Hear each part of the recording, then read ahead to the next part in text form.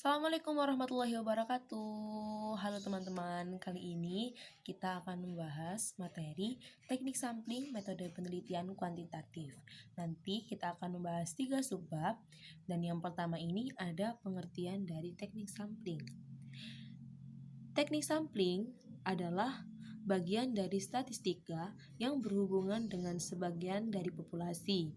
Jika sampling yang digunakan tepat, analisis statistik suatu sampel dapat digunakan untuk menggeneralisasikan keseluruhan populasi. Teknik sampling ini biasa disebut dengan teknik pengambilan sampel.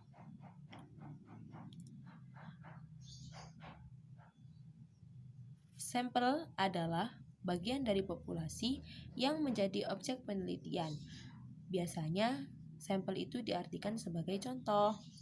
Lalu di sini juga ada populasi. Populasi itu keseluruhan objek yang akan diteliti oleh si peneliti. Nah, beralih dari pengertian, kita akan menuju ke tahapan teknik sampling. Di sini ada 5 tahapan dalam teknik sampling. Yang pertama, menjelaskan populasi yang akan diamati. Yang kedua, menentukan kerangka sampel. Yang ketiga, menentukan metode sampling yang tepat. Yang keempat, ada melakukan pengumpulan data. Dan yang terakhir, ada melakukan pengecekan ulang. Nah, itu tadi 5 tahapan yang akan kita lakukan ketika menggunakan teknik sampling.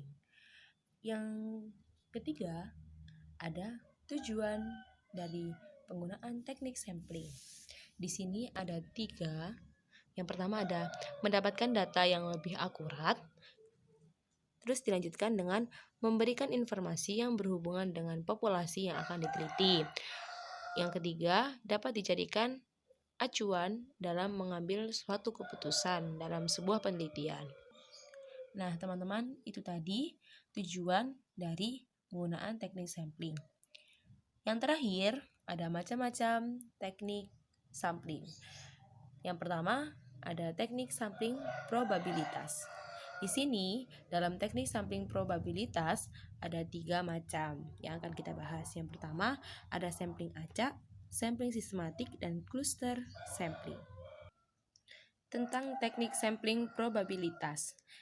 Teknik ini dinamakan probabilitas karena dalam pengambilannya terdapat peluang yang sama yang dimiliki individu untuk mendapatkan kesempatan menjadi sampel penelitian.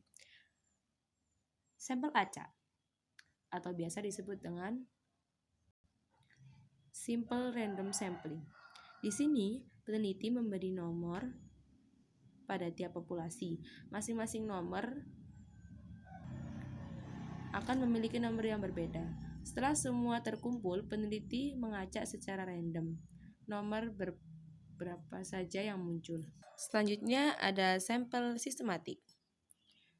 Pada sampling sistematik, peneliti memberi nomor pada populasi.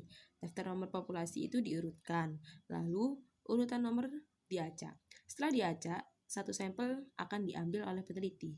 Hal ini dilakukan sampai jumlah sampel sesuai dengan rencana awal penelitian. Yang terakhir ada cluster sampling. Teknik ini hanya akan digunakan ketika tidak terdapat daftar populasi. Umumnya, subpopulasi sudah tersedia, hanya saja tidak ada daftar yang lengkap.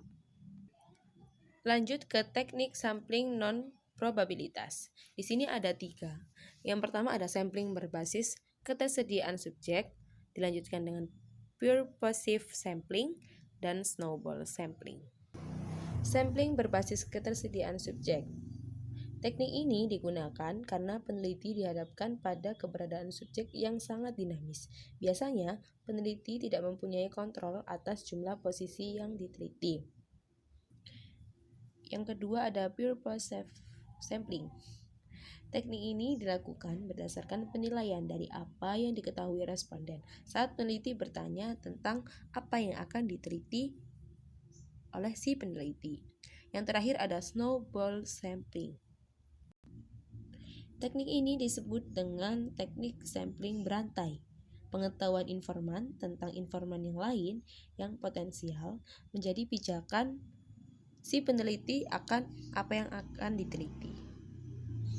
Nah, itu tadi sedikit bahasan tentang teknik sampling, dari mulai pengertian, tahapan, tujuan, dan macam-macam dari teknik sampling. Sekian pembahasan kali ini, kurang lebihnya mohon maaf. Assalamualaikum warahmatullahi wabarakatuh.